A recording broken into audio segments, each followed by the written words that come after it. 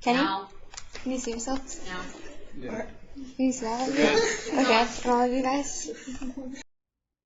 Holistic healing. Almost everybody has heard a thing or two about holistic healing. And maybe you think it has something to do with witch doctors, or maybe you think it's something that hippies do. Maybe you've even watched one too many witch movies, and you think it's when you combine a bunch of herbs together to heal a wound or to mend a broken heart. According to healing.about.com, holistic healing means taking a holistic approach when seeking treatments for imbalances and choosing to live a more balanced lifestyle. Now you may think, big deal, some aromatherapy can heal my headache. Holistic healing is so much more than that. When you go to the hospital for something minor or even something a bit more major, you're often prescribed something. And you can be prescribed anything from a range of blood thinners to muscle relaxers, antibiotics, to even steroids. Now let's say that you're a kid who gets sick a lot. What does your mom probably do? She probably takes you to the doctors, and you're probably prescribed an antibiotic once every few months, and you probably also get a steroid to help your lungs.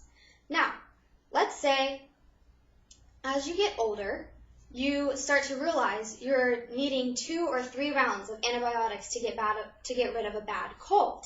What is happening? You are building up a tolerance to these medications that you've been taking your whole life. You've thought that since these were a quick fix and in a few days you're all better, there was no harm, no foul, right? Wrong. All of these medicines have side effects. And building up a tolerance isn't the worst one. As you age, you'll start realizing, and maybe you hadn't realized yet, that things in your body are going very wrong. These medicines can have big side effects such as liver failure, damage to the nervous system, even internal bleeding. Now, the things in your body causing you to be sick, including the bacteria and viruses, are getting stronger and becoming harder to kill. And this is a main reason why you're having to take more and more to feel better. According to Target Essentially and Central Characterized Drug Side Effects by Wan Yang, Ron Taislin, and Hoyan Yu, it is estimated that around 200 million people suffer from serious drug side effects every year, and the 4th leading cause of death in the United States is severe side effects of medication. This is where holistic healing comes in. Holistic healing is all about healing the entire body, because there is no point in fixing a headache if you're going to end up with heart problems. I'm here to tell you about what holistic healing is, what methods are used in holistic healing, and why you should choose holistic healing over other modern types of medicine. Holistic healing can treat many things without any of these nasty side effects, including cancer, psychological and mental illnesses, obesity, and diabetes. Just about anything you can think of can be cured and healed by holistic healing. There are many methods used in holistic healing, one of them being Reiki. According to Joyce Poplar in her book, Holistic Care in High-Risk Pregnancy, Reiki is a safe, gentle, non-intrusive, hands-on healing technique, which uses spiritual energy to treat physical ailments without using any pressure, manipulation, or massage. This energy healing modality is described as a holistic system for balancing, healing, and harmonizing all aspects of the body, mind, and spirit. Another type of holistic healing is aromatherapy. According to Virginia Coleman Smith in her report titled Aromatherapy as a Comfort Measure during the Childbearing Years, aromatherapy is a complementary and alternative medicine and possesses anti-inflammatory, antimicrobial, anti-anxiety, anti-spasmodic, and antipruritic properties. One other holistic healing method is acupuncture.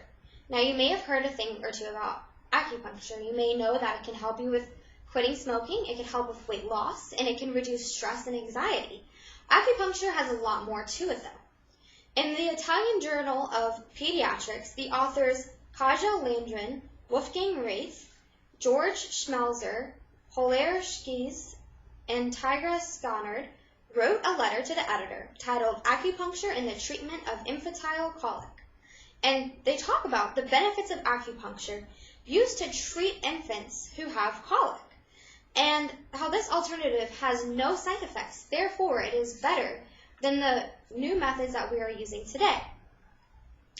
Holistic healing should be considered when looking at any type of treatment. Why not give something that has no side effects a try, even if it is a little outside of the box? Is there any questions? I have a question. Yes. I've seen a lot on the news where parents don't take their kids to the hospital or the doctors, and they're sick and they die because they believe that only holistic medicine is appropriate. How do you feel about that? I think when it comes to a point, there is some point when you need to use modern medicine if holistic approaches aren't working, but I definitely think that holistic approaches should be your first try and alternatives to going to medications that could end up with very bad side effects, including death. Any other questions? I have another question. Okay. You were talking about acupuncture for infants with colic. And in my experience, my daughter, she had colic when she was a baby, and they wouldn't give me any medicines because they were more damaging than they were worth, so I just had to let her suffer. So exactly what medicines, I don't understand how it could be better for them if there's no medicine available.